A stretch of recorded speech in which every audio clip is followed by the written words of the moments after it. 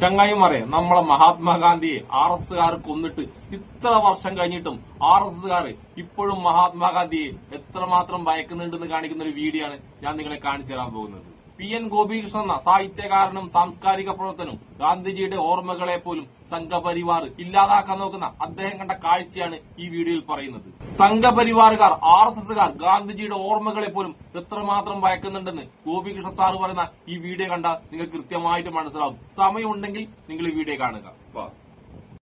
നിങ്ങൾ ഇന്ന് ആ ബിർള ഹൗസിൽ ഗാന്ധി വെടിയേറ്റു വീണ സ്ഥലത്ത് ചെന്ന് നോക്കിയാൽ അവിടുത്തെ ആ മ്യൂസിയം മുഴുവൻ തപ്പി നടന്നാലും നാഥുറാം വിനായക് ഗോഡ്സെ എന്നുള്ള പേര് ഒരേ ഒരു സ്ഥലത്തുള്ളൂ. ബാക്കിയെല്ലാം അത് മാറ്റി കളഞ്ഞിരിക്കുന്നു. ബാക്കി സ്ഥലങ്ങളിൽ അത് ഉപയോഗിക്കേണ്ടി വന്നാൽ അവിടെ അസാസിൻ എന്ന് പറയുന്ന, ഘാതകൻ എന്ന് പറയുന്ന ഒരു പേരില്ലാത്ത ഒരു സംഗതിയാണ് എഴുതിയിട്ടുള്ളത്. അപ്പോൾ ഞാനവിടെ സഞ്ചരിച്ചപ്പോൾ നമുക്കറിയാവുന്ന പോലെ ചരിത്രം കുറച്ച് വായിച്ച് പഠിക്കാൻ ശ്രമിച്ചിട്ടുള്ളത് കൊണ്ട് ഈ ഗാന്ധി വധിക്കപ്പെടുന്നതിന് 10 ദിവസം മുമ്പ്, അതായത് ജനുവരി 20-ന് ഗാന്ധിയെ കൊല്ലാൻ ഒരു ശ്രമം നടത്തി. ഗാന്ധിയെ കൊല്ലാൻ ശ്രമം നടത്തിയപ്പോൾ അതിനുള്ളിൽ ഉൾപ്പെട്ട ഒരാൾ, ഈ പറയുന്ന കൂട്ടത്തിൽ ഒരാൾ ബോംബ് വെച്ചിട്ട് അവിടെ ഒരു മതിൽ തകർക്കുന്നുണ്ട്. അപ്പോൾ ആ മതിൽ എവിടെയെന്ന് സ്വാഭാവികമായിട്ട് നമ്മൾ അന്വേഷിക്കും. ആ മതിൽ കാണാനില്ല. ബിർള ഹൗസിൽ ആ സംഗതിയേ ഇല്ല. അപ്പം ഞാൻ അവിടുത്തെ ഡയറക്ടറോട് ചെന്ന് ചോദിച്ചു, ഇങ്ങനെ മദൻലാൽ പഹുവ അന്ന് ഈ ഗൺകോട്ടൻ സ്ലാബ് വെച്ച് പൊട്ടിച്ച മതിൽ, തകർന്നു പോയ മതിൽ എവിടെയാണെന്ന് ചോദിച്ചപ്പോൾ അയാൾ അന്തം വിട്ട് എൻ്റെ മുഖത്ത് നോക്കി. എന്നിട്ട് പറഞ്ഞു, അങ്ങനെ ഒരു സംഭവം ഇവിടെ നടന്നിട്ടില്ല, നിങ്ങൾ തെറ്റായി ധരിച്ചിരിക്കുകയാണ് എന്ന് പറഞ്ഞു. ഞാൻ ഒന്നും മിണ്ടാതെ മടങ്ങിപ്പോന്നു. ഈ ഗാന്ധി വധത്തിൻ്റെ വിചാരണ നടന്നത് റെഡ് ഫോർട്ടിലാണ്. ഡൽഹിയിലെ ചെങ്കോട്ടയ്ക്കുള്ളിലെ ഒരു കെട്ടിടത്തിൽ വെച്ചിട്ടാണ് സ്പെഷ്യൽ കോർട്ട് പ്രവർത്തിച്ചത്. ആ സ്പെഷ്യൽ കോർട്ടിലാണ് ഈ നാഥുറാം വിനായക് ഗോഡ്സെയും നാരായൺ അപ്തേയും VD സവർക്കറൊക്കെ കുറേ ദിവസം അവിടുത്തെ ജയിലിലാണ് കഴിഞ്ഞത്. അപ്പോൾ ഈ വിചാരണ നടന്ന ആ കെട്ടിടത്തിനൊരു പ്രത്യേകത കൂടിയുണ്ട്. അത് ഇന്ത്യ ചരിത്രത്തിലെ പ്രധാനപ്പെട്ട 2 വിചാരണയ്ക്ക് കൂടി സാക്ഷ്യം വഹിച്ച കെട്ടിടമാണ്. ഒന്ന് 1857 ഒന്നാം സ്വാതന്ത്ര്യ സമരത്തിലെ സേനാനികളെ, അവിടെ ബഹദൂർ ഷാ സഫർ ഉൾപ്പെട്ട ആൾക്കാരെ വിചാരണ ചെയ്ത കെട്ടിടം അതാണ്. അതുപോലെ തന്നെ സുഭാഷ് ചന്ദ്രബോസിന്റെ INA-ലുണ്ടായിരുന്ന ആ തടവുകാരെ, INA തടവുകാരെ വിചാരണ ചെയ്ത കെട്ടിടം അതാണ്. അവിടെ തന്നെയാണ് ഈ ഗാന്ധി വധത്തിന്റെ വിചാരണ നടന്നത്. അപ്പോൾ ആ ഒരുപാട് കെട്ടിടങ്ങൾ ഈ ചെങ്കോട്ടയിലുണ്ട്. നമ്മൾ ഏത് കെട്ടിടമാണെന്ന് തിരിച്ചറിയ, ഇതേപോലെ അവിടുത്തെ ഡയറക്ടർ പോയി കണ്ടു ചോദിച്ചു, എവിടെയാണ് ഈ കെട്ടിടം എന്ന് ചോദിച്ചപ്പോൾ ഒരാൾ പറയുന്ന പോലെ, എന്ന് പറഞ്ഞാൽ ബിർള ഹൗസിൽ ഇരുന്ന അതേ ഡയറക്ടർ പറയുന്ന പോലെ ഇപ്പുറത്ത് വേറൊരാളുടെ വായിൽ കൂടെ അതേ വാക്കുകൾ തന്നെ വരുന്നു. ഇങ്ങനെ എനിക്ക് ഇങ്ങനെ നടന്നതായിട്ട് അറിയില്ല, നിങ്ങൾക്ക് കിട്ടിയ തെറ്റായ ഇൻഫർമേഷൻ ആയിരിക്കും ഇതെന്ന് പറയുന്നു. ഷോധ്പൂരിൽ ഗാന്ധി സെക്കൻഡ് ഹോം എന്ന് വിളിച്ചിരുന്ന ഈ സബർമതി ആശ്രമം പോലെ തന്നെ വളരെ പ്രധാനപ്പെട്ട ഒരു സ്ഥലമാണ് ഷോധ്പൂർ ഗാന്ധി ആശ്രമം എന്ന് പറയുന്നത്. ഗാന്ധി എൻ്റെ 2ാം വീട് എന്ന് വിളിച്ചിരുന്ന സ്ഥലമാണ്. അവിടെ സുഭാഷ് പറഞ്ഞ പോലെ ഒരു കുടുസുമുറിയിൽ ഇരുന്നാണ് സുഭാഷ് ചന്ദ്രബോസും നെഹ്റുവും ഗാന്ധിയും കൂടിയിട്ട് ആ കോൺഗ്രസിൻ്റെ ഉള്ളിൽ പ്രശ്നം ഉണ്ടായപ്പോൾ ആ കാര്യങ്ങളെക്കുറിച്ച് സംസാരിച്ചത്. ആ മുറി, ഭാഗ്യത്തിന് അത് അറിയാം, അവിടുത്തെ ഒരു കെയർ ടേക്കർക്ക് അറിയാം. ആ മുറി മരസാമാനങ്ങളെ കൊണ്ട് നിറഞ്ഞ് ഇടിഞ്ഞ് പൊളിഞ്ഞ ഒരു സംഗതിയായിട്ടാണ് നമ്മുടെ മുന്നിൽ കാണുന്നത്. ഞാൻ അവിടെ ചെന്ന് കുറച്ച് നേരം ഇങ്ങനെ നിന്നു. എനിക്ക് ആ ചരിത്രം മുഴുവൻ എൻ്റെ ഉടലിൽ മുഴുവൻ ഇങ്ങനെ സഞ്ചരിക്കുകയാണ്. അപ്പോൾ കെയർ ടേക്കർ എന്നെ തട്ടി വിളിച്ച് പറഞ്ഞു, അധികം നേരം നിൽക്കേണ്ട, ഇഴജന്തുക്കളുണ്ട്, പാമ്പ് കടിക്കുന്നു പറയുന്നു. അപ്പോൾ ഇങ്ങനെ ഈ പറയുന്ന തരത്തിൽ വള്ളത്തോൾ എൻ്റെ ഗുരുനാഥൻ എന്ന് പറയുന്ന കവിത എഴുതുന്നു. മലയാളത്തിന് തന്നെ മറ്റൊരു പ്രധാനപ്പെട്ട കവി, നമ്മൾ ഭക്തകവി എന്നൊക്കെ വിളിച്ച് ഒരു മൂലയ്ക്ക് ഇരുത്തിയ P. കുഞ്ഞിരാമൻ നായർ എന്ന് പറഞ്ഞ കവി ഗാന്ധി വധത്തിന് 1 വർഷം മുമ്പ് പ്രവചന ശേഷിയോടെ തൻ്റെ കവിതയിൽ എഴുതി, ഇദ്ദേഹം മരിക്കാൻ പോകുന്ന വെടികൊണ്ടാണെന്ന് എഴുതിയ ആ ഭാഷയാണ് മലയാളം എന്ന് പറയുന്നത്. അപ്പോൾ ആ തരത്തിൽ ഈ പറയുന്ന ഗാന്ധിക്ക് എന്ത് സംഭവിക്കുന്നു പ്രവചിക്കാൻ ശേഷിയുള്ള കവികളുണ്ടായ മലയാളത്തിൽ വരുന്ന ഒരാളെ സംബന്ധിച്ചിടത്തോളം ഇങ്ങനെ ഒരു വലിയ സ്മരണയെ ഒരു പക്ഷേ കരുതി കൂട്ടി മാച്ച് കളയുന്ന ഒരു കാലത്താണ് നമ്മൾ ജീവിക്കുന്നത്.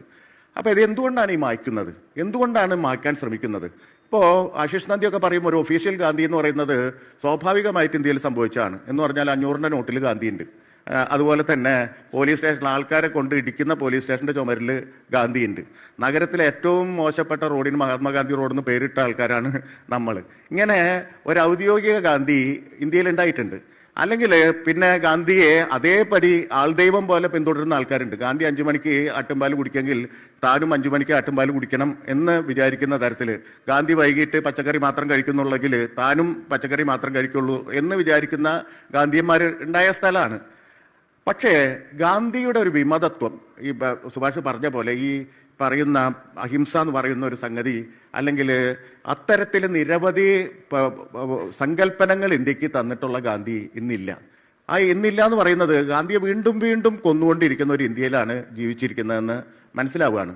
കണ്ടോ സംഘപരിവാർ ഗാന്ധിജിയുടെ എന്തൊക്കെ ഓർമ്മകളുണ്ടോ, എന്തൊക്കെ ഓർമ്മകളുടെ അവശേഷിപ്പുണ്ടോ, ആ അവശേഷിപ്പുകളൊക്കെ ഇല്ലാതാക്കാനുള്ള ശ്രമത്തിലാണ്. അതിന്റെ കൂടെ തന്നെ അവരുണ്ടല്ല, ഗാന്ധി ഘാതകനായ ഗോഡ്സെയില്ലേ, ഗോഡ്സെയുടെ ഓർമ്മകളും ഇല്ലാതാക്കുകയാണ്. അതിൽ സംഘപരിവാറിന്റെ ഉദ്ദേശം എന്താണെന്നറിയോ? ഗാന്ധി വധത്തിൽ RSS കാരനായ ഗോഡ്സെക്കോ RSSനോ യാതൊരു ബന്ധവുമില്ലാന്ന് വരും തലമുറയെ പഠിപ്പിക്കുകയാണ് ഇതുകൊണ്ട് സംഘപരിവാർ ഉദ്ദേശിക്കുന്നത്. എന്തിന് നമുക്ക് ഈ അടുത്ത് തന്നെ കാണാം, നോട്ടുകളിൽ നിന്ന് മഹാത്മാഗാന്ധിയുടെ ഫോട്ടോ ഇവരെടുത്തു മാറ്റുക തന്നെ ചെയ്യും. അത് മാത്രമല്ല, ഇനി സർക്കാർ സ്ഥാപനങ്ങളിൽ നിന്നും ഗാന്ധിജിയുടെ ഫോട്ടോ ഉണ്ടല്ല, അതൊക്കെ ഇവരെടുത്തു മാറ്റും. എന്നിട്ട് ആ സ്ഥലങ്ങളിലൊക്കെ ഉണ്ടല്ല സവർക്കറുടെ ഫോട്ടോ വരും. അതായത് നോട്ടുകളിലും ഗവൺമെന്റ് ഓഫീസുകളുണ്ടല്ല, അവിടെയൊക്കെ ഇനി സവർക്കറുടെ ഫോട്ടോ വരും. അതിന്റെ കൂടെ തന്നെ സ്വാതന്ത്ര്യ സമരത്തിൽ ഒരു പണിയെടുക്കാത്ത ഒരുപാട് RSSകാരില്ലേ, അവരുടെയൊക്കെ ഫോട്ടോ വരും. പിന്നെ നമ്മുടെ കുട്ടികൾ പഠിക്കുന്ന ചരിത്രത്തിൽ ഗാന്ധിജി ഉണ്ടാവില്ല, ഗാന്ധിജിയുടെ സ്ഥാനത്ത് സവർക്കർ വരും, ഗോഡ്സെ വരും, ഞാൻ നേരത്തെ പറഞ്ഞ പോലെ ഒരുപാട് സംഘപരിവാറുകാർ വരും. സ്വാതന്ത്ര്യ സമരത്തിൽ ബ്രിട്ടീഷുകാരോട് പടപൊരുന്നത് RSS ആണെന്നുള്ള പുതിയ ചരിത്രം പറക്കും.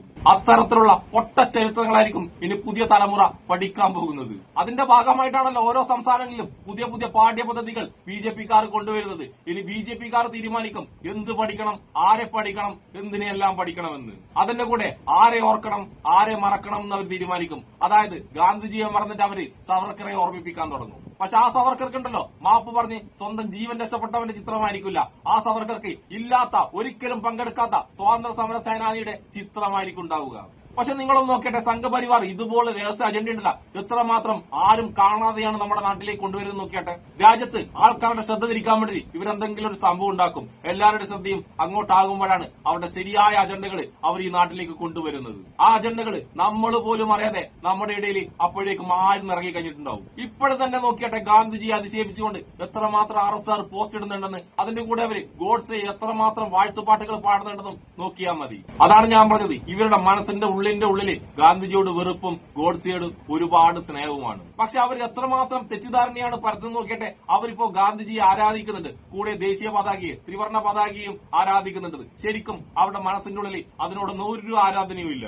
അവര് തക്കം പാർത്തിരിക്കുകയാണ്. അവർക്ക് ആ തക്കം കിട്ടിക്കഴിഞ്ഞാല് ഗാന്ധിജിയെ മാറ്റിയിട്ട് അവിടെ സവർക്കറെ കൊണ്ടുവരും. ഇന്ത്യയുടെ ദേശീയ പതാകയിലെ ത്രിവർണ്ണ പതാക മാറ്റിയിട്ട് അവരുടെ കാവിക്കൊടിയിലെ ആ കാവിക്കൊടി അവർ കൊണ്ടുവരിക തന്നെ ചെയ്യും. അവരുടെ മനസ്സിലും അവരുടെ തത്വത്തിലുള്ള ഒരേ ഒരു കാര്യമാണ് സവർക്കറും പിന്നെ കാവിക്കൊടിയും. അല്ലാതെ ഗാന്ധിജിയും ഇന്ത്യയുടെ ത്രിവർണ്ണ പതാകയിലെ അതൊന്നും സംഘപരിവാറിന്റെ ചിന്തകളിലേ ഇല്ലാത്തതാണ്. അതുകൊണ്ട് നോക്കിക്കോ, വരും തലമുറക്ക് ഗാന്ധിജി ആരാണെന്ന് പഠിക്കാനുള്ള അവസരം പോലും സംഘപരിവാർ കൊടുക്കില്ല. അങ്ങനെ ഒരു അവസ്ഥ വരും തലമുറക്ക് നമ്മുടെ കുട്ടികൾക്ക് വരാതിരിക്കാൻ വേണ്ടി നമുക്ക് പ്രാർത്ഥിക്കാം, അതിനെതിരെ ശക്തമായി പ്രതിഷേധിക്കാം. അപ്പം ഇഷ്ടപ്പെടുന്ന എല്ലാവർക്കും എന്റെ ഒരു നല്ല സുലാൻ.